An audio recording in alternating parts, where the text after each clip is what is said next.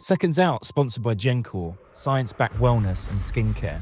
Click the link below. Okay, here we go then. A mad old world, isn't it? Boxing and sport at times. Eddie, firstly, to you, look, we saw the announcement last night. You said it would break the internet. I think the response speaks for itself, really. But firstly, just about the Matchroom Talent Agency, before we talk about your first signing.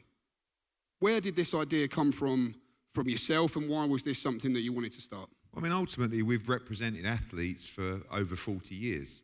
You know, I started my professional career as a sports agent, you know, dealing with all kinds of different sportsmen, you know, across PGA Tour, cricket, rugby. And I know how to look after athletes, but I also know how to drive value for athletes. I know how to build brands. I know how to build profile. I know how to stand alongside them. And more importantly, I know how to get what they deserve. So I always felt like, you know, you've seen discussions with AJ across the football market and stuff like that. I felt like it was a natural progression with our relationship with the talent, with the relationship with broadcasters, with sponsors, and with the fans, that we could actually have a pretty amazing project on our hands in terms of athlete representation. Given everything that's happening at the moment around the world, across the boxing space, across the MMA space, the conversation started actually with Michael Rideout, you know, of The Zone, where he was talking about Tom Aspinall. And I know, you know, there's been a couple of conversations, and I looked at this man who is really the flagship of the UFC in terms of that profile of the undisputed heavyweight champion. We all know that in our sport, that is the absolute coup de grace. There's nothing bigger. And, you know, I know that he's been through a little bit of a tough time lately, and it was really one conversation on Zoom, and I just thought to myself, this guy needs some proper representation. I mean, what you're looking at is one of the greatest fighters in the UFC. As I said, the undisputed heavyweight world champion. He is a man of the people, he's a real fighting man of integrity, and he's a stone cold killer as well. So how is this guy not an even bigger star that he is? How does he not have the backing? How is he not respected in certain rooms in the way that he should be?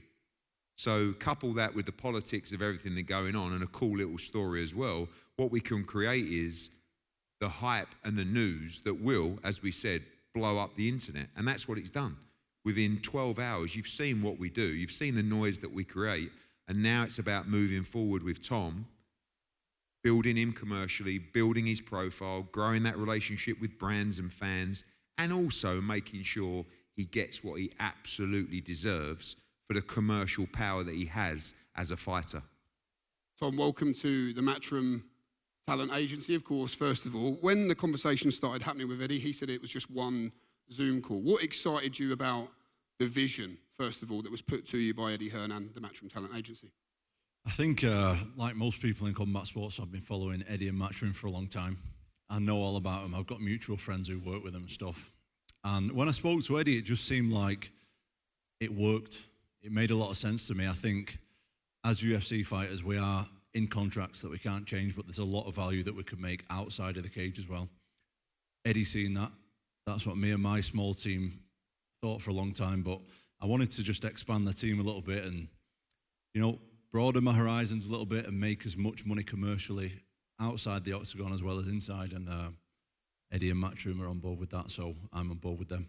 Eddie, I mentioned that word, vision. What is your promise to Tom Aspinall? What is the vision at this stage? Well, firstly, to make sure that he's recognised for the revenue that he drives. You know, ultimately, every sport is about the athlete and the talent. And we know when he steps in the Octagon, we know what happens. Broadcasters pay a fortune. Every seat's filled in the arena.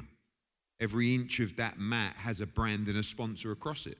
And without the talent, without the fighters, that revenue can't be driven.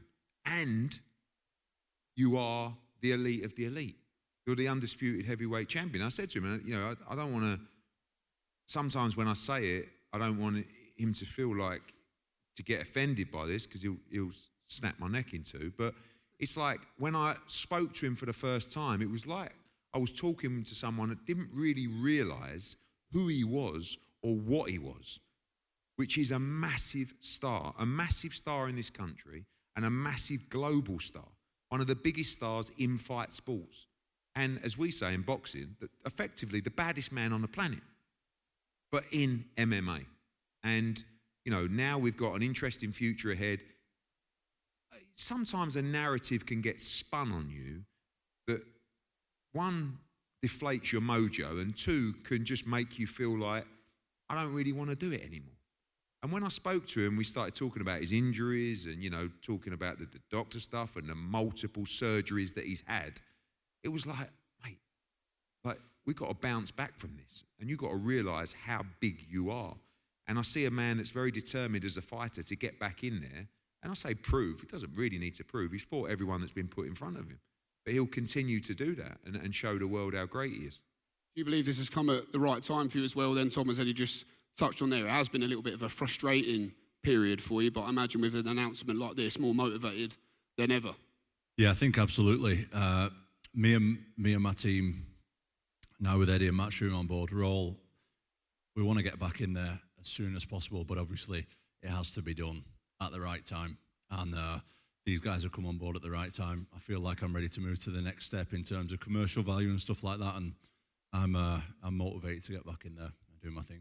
And the questions will come from the media, obviously, Eddie. I think at first people thought Tom Aspinall's now your latest heavyweight hope in the world of boxing. But in terms of the deals and, of course, with Dana White and the UFC, how is that all going to work with yourself behind the scenes? Oh, look, he's under contract to the UFC, and that's not expected to change. I mean, we know that. You know, I know there's been made a lot of you know, kind of the back and forths in the last couple of days. But, you know, as Dana said last night, we've generally got a good relationship. I know there's a back and forward on the boxing, but that's going to pass and blow over. I think that, you know, all athletes need to be represented in the right way, especially MMA fighters and UFC fighters, and that's coming from a rights holder. That's coming from an event promoter who understands, as I said, the revenue streams, the money in the pot. And, you know, it's quite ironic because I deal with a lot of pains in the arses in boxing who are managers. And it's funny now to move into that world myself. We won't be doing it in boxing, but we will be doing it in MMA, and we will be doing it in other sports and other entertainment assets as well. The phone hasn't stopped since yesterday. I mean, we've had over a dozen MMA fighters who have come on to us saying, can we talk? What, you know, how's this going to work? And it's going to be really interesting moving forward who we choose to work with. But we have, as I said, the coup de grace, as far as I'm concerned, in MMA, and that's Tom Aspinall, a Brit, you know, from the Northwest, who is, like I say, the people's champion, and now he can get what he deserves to go to the next level. And is it not just sports stars as well, though, that you're looking at? That's why I called it Matchroom Talent Agency, because as the strapline says, which apparently we nicked off Tom as well, ordinary people, extraordinary talent. And it's not just limited to the world of sport.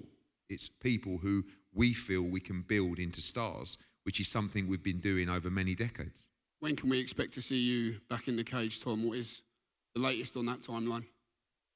Like Eddie said, I've had multiple surgeries, so things do have to be right for me physically as well. So just when I'm under the doctor's, whatever he says at the minute. So I'm back in the gym now doing a bit of training, and yeah, just the full focus is now just coming back and doing my thing. I guess how nice is it for you? We just touched on it earlier, but just to have this added level of security that just allows you to just concentrate on what you do best, which is, of course, in the cage, must feel nice as well. Yeah, definitely. I just want to focus on my fighting. Do you know what I mean? Eddie and Matchroom can take care of that stuff. Like we just spoke about, I've had a small team for a long time in terms of media and commercially and stuff, and I just want to expand on that and grow that and have a more powerful voice on my team than what I've had before. I do have to ask you a bit of a tricky question as we're up here live on the stage. Dana White has spoke about it this week, a 4-round boxing contest between Eddie Hearn and Dana White. Who are you picking? Well, what do you think? I think Eddie's got the size. I think Eddie's got the size on him. He said to me, if you get beat in that, the deal's over. I might have to go with someone else, mate, if Eddie loses. I would like to officially appoint Andy Aspinall as my trainer. You know, I mean, boxing-wise, yes. If we do move on the ground, I know he's got me covered on that. But yeah, I mean, the big problem is I've seen Dana White spar. He ain't bad. But I told Tom this. He said, you couldn't lose that fight. So what can I say? Yeah, I think you've got the size, but I think Dana's got the pedigree. Yeah. Maybe. We'll go with that. Thanks, final word in closing from you, Tom, just before we do open the room to the media. Just, I guess, as you just touched on earlier, just over the moon to get this over the line and the start of an exciting chapter. Yeah, me and anyone who's followed my career knows how close me and my dad are. My dad, he's my manager, he's my trainer, he has been from the beginning and stuff. We were saying hopefully this will be the start where other MMA fighters can look at this and be like, shit, look what he's doing, look at the money that he's getting, look at the opportunity that he's getting with Matchroom and Eddie and stuff like that. Like, I want to be a bit of a trailblazer for MMA fighters who can make a lot of money and be successful outside the octagon as well as inside, because a lot of these guys, you know, they're bitching and complaining privately, publicly about the money that we get paid, but listen, that's what we signed up for. So there are other opportunities out there for fighters, and, you know, it's out there for the taking for all of us. Okay, fantastic. Well, I believe we are going to open the floor now to the media, so over to you guys, one at a time. Tom, down here to your left. How you doing? What was your reaction when Eddie and Matchroom broached you with this? Was it a bit of shock or a bit of excitement? Tell me what the initial thoughts were. I was excited by it. I didn't really know Eddie like, I've met him a couple of times before, but I didn't know him personally. But I've seen him from afar, and I liked the way that him and Frank operated stuff anyway. I felt like we'd get on. And when we met, I felt like we got on instantly. I feel like we're all on the same page, and I was excited about it. And has Eddie's commercial navigation of, say, Anthony Joshua and the success that he's gotten, he obviously helped get the Under Armour deal and Lucas Aid and things like that, were those primary factors in you deciding to go with him? Yeah, of course. Like, as athletes in any sport, we've got a short window of opportunity that we can make a lot of money. And with what's gone on with my career and my recent injuries and stuff, I want to make as much money as possible. I want to set up my family for generations, and that's what I'm looking to do with this. And we haven't been hearing from you that much over the last few months, but mentally, how has the recovery been? Because obviously physically is one thing, but mentally it's a completely different thing. Mate, it's been a really tough time for me. I'm not going to sit up here and lie. It's been fucking tough, man. Like, it's been hard to be in the position that I've been in, and not everyone, but a lot of people thinking what they think about me. It's been tough, but I'm obviously looking to come back from that and do good things. Eddie, obviously Tom's already UFC heavyweight champion. What kind of new opportunities could Matchroom Talent Agency provide to Tom? Well, so many across the commercial world. I mean, look, Andy has dealt with the UFC for many, many years. We'll set across that with him, and we'll help, plan out the future in that respect as well. But away from the octagon, commercially, we need to drive value with partners that already exist. We need to make sure that we build the Tom Aspinall brand further in this country, and particularly globally as well. We need to look at broadcast relationships. We need to, I believe he's going to be a great pundit as well. He's going to be the pundit on the upcoming Callum Smith show in Liverpool for DAZN. He knows his boxing. I think he speaks extremely well. All kinds of opportunities. They've got an amazing team across social. His YouTube channel is already firing really well, doing some big numbers as well. There's a lot that we can add. The key is to drive his value, to bring in revenue, like I said, away from the octagon, but also as we reach this stage in his career, look at those fight opportunities. We know that situation with the UFC, whether that gets extended, however long that lasts, there's other opportunities away from that. But we know the contractual position at the moment, and we respect that. So we work within our parameters, but making sure that we just drive his value all around and give him great advice across the board. Hi, Tom. You mentioned other opportunities there. Do you have any ambitions in boxing or another combat sport? I knew as soon as I signed with Eddie and Matchroom that this is going to be the question that people are asking. Tom's going to boxing, and that isn't my intention at the moment at all. Maybe before I finish my career, maybe, but at the moment, MMA is where I'm at. Eddie? That was a maybe, I'm just saying, Eddie, with Matchroom Talent Agency, is it just going to be the creme de la creme and the top, or will it be emerging talent as well? Yeah, I think we're going to really take our time. I think I want to work with special people, like we said, special people, special talents, people that are at the top of their sport, but that doesn't mean they're at the top of their sport now. And I think we're going to be looking really diversely across the board. And of course, we saw all of the big sort of profile and media coverage across the football agency of Anthony Joshua.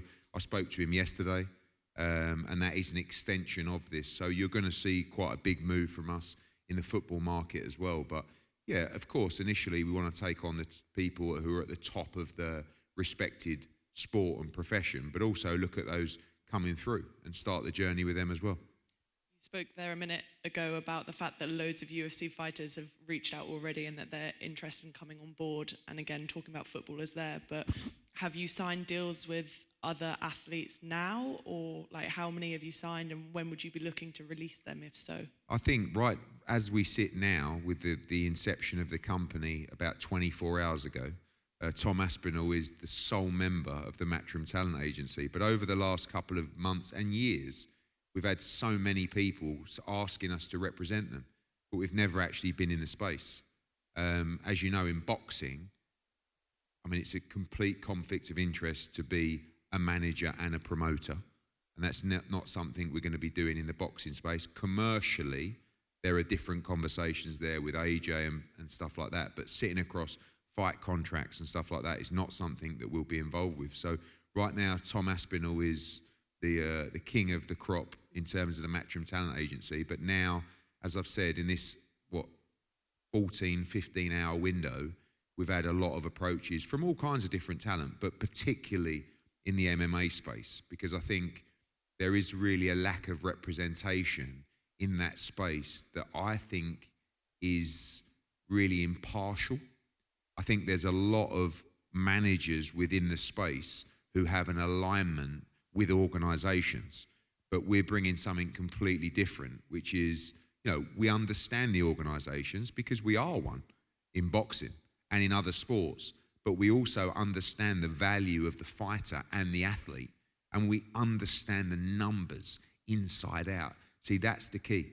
Whenever you talk to a boxing manager, boxing's very transparent. And we don't mind it being transparent because actually we're extremely fair with the fighters.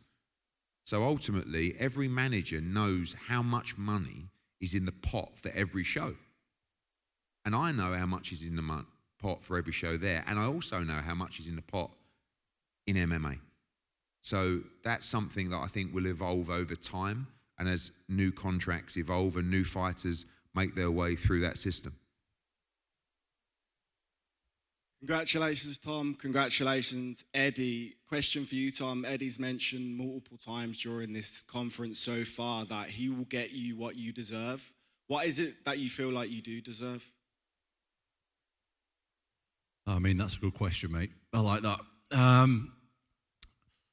As I said before, I think that whether it be publicly or privately, a lot of MMA fighters, UFC champions, they like to complain about the money that we're getting paid. But that's the contract that we all signed. We're not going to get more than that. I've accepted that. And I want to make as much money outside of the Octagon as I possibly can. I think commercially there's a lot to be done for my profile. I think financially there's my ceiling's a lot higher than what I'm getting paid at the moment. And I want to explore as much as that as possible.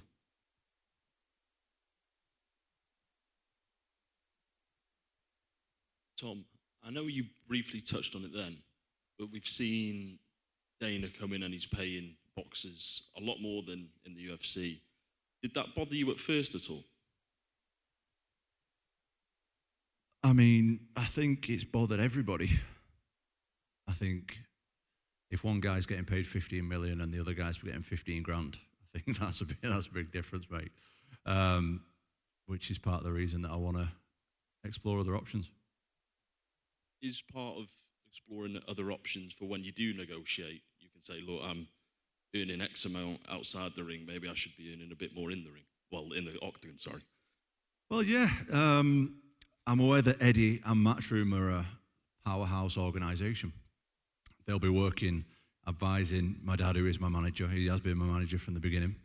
And I'm sure they'll be getting the point across well for how things stand financially in the future. Thank you.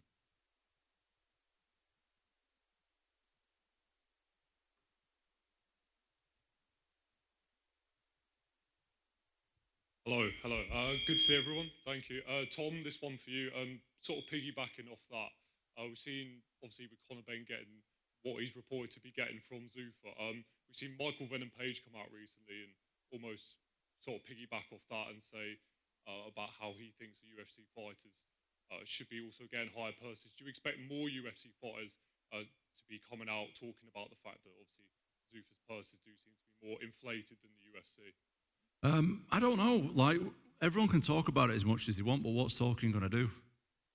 People have got to start exploring their options and really making a stand for what they believe in, I think. So I don't know what that looks like. I don't know how they're going to do it, but I know that talking on interviews isn't really going to do much. So hopefully, I'm here, like, I know me personally, every time I'm going in there, I'm risking my health. That's part of combat sports. And I want to be compensated for that as much as I possibly can.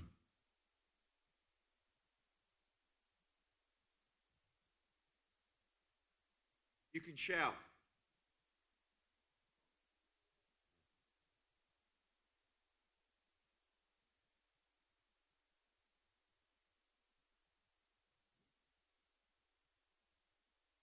Mate, I'm just looking forward to the big fight, Eddie versus Dana. I think it's going to be a great matchup. I think it's one that's going to get the fans excited and stuff. No, I don't know.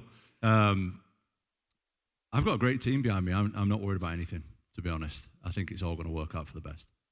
I'll just add to that, Deck, as well, because when we did this, of course, I'm not going to lie, there was, we was looking to make this move, but also having spoken to Tom and looking at the current climate, I knew that it was a move that would create 50 times the noise right now.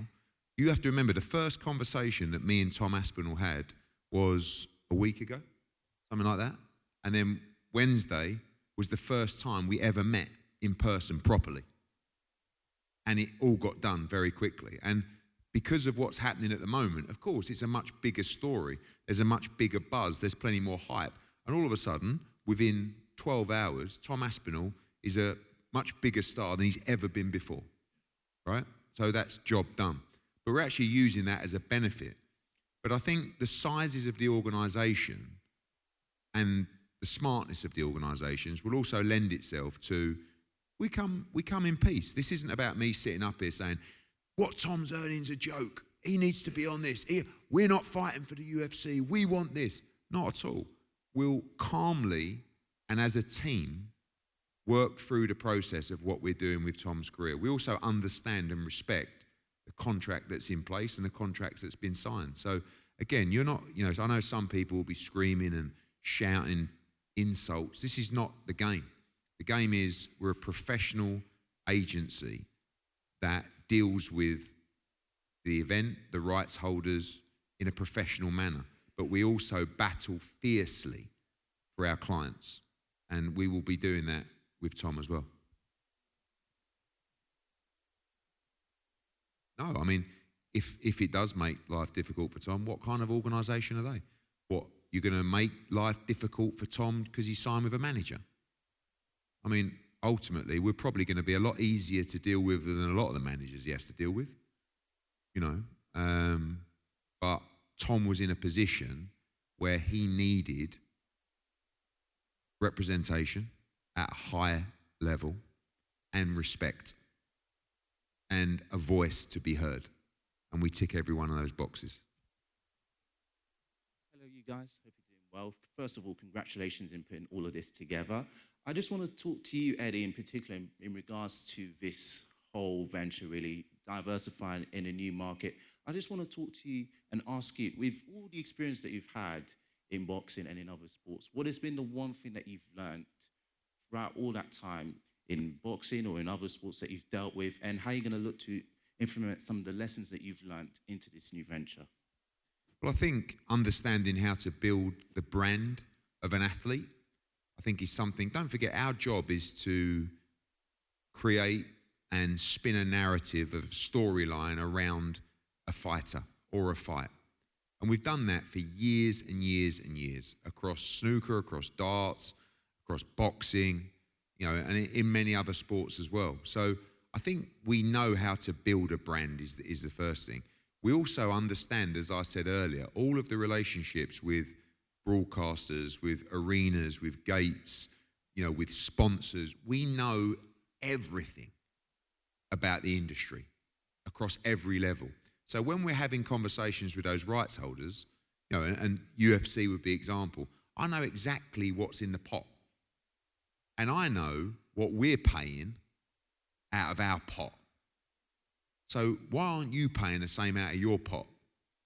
You know what I mean? It's a really interesting storyline and dynamic where all of a sudden we're going from promoter to manager in another sport, but also in fight sports.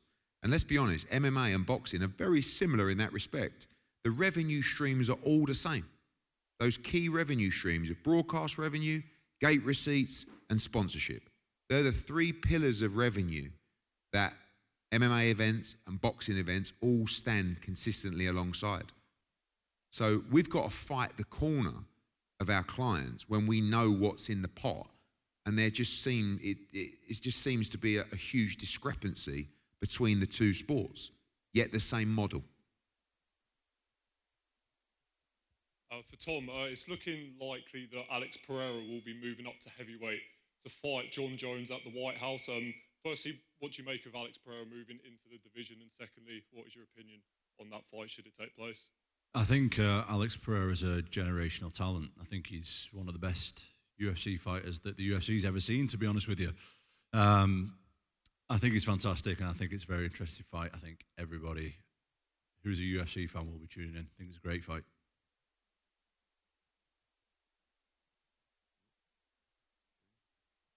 All done? Okay, thank you very much, everyone. We are going to invite Eddie and Tom to the front of the stage now for the customary handshake photo.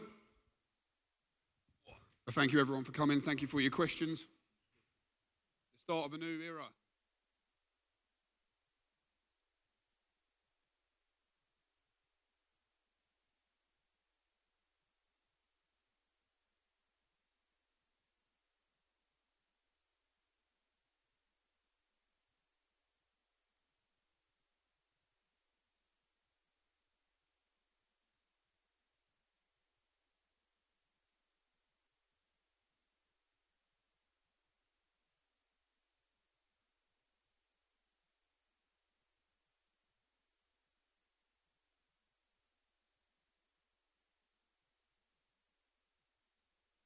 Seconds Out, sponsored by Gencor, science-backed wellness and skincare.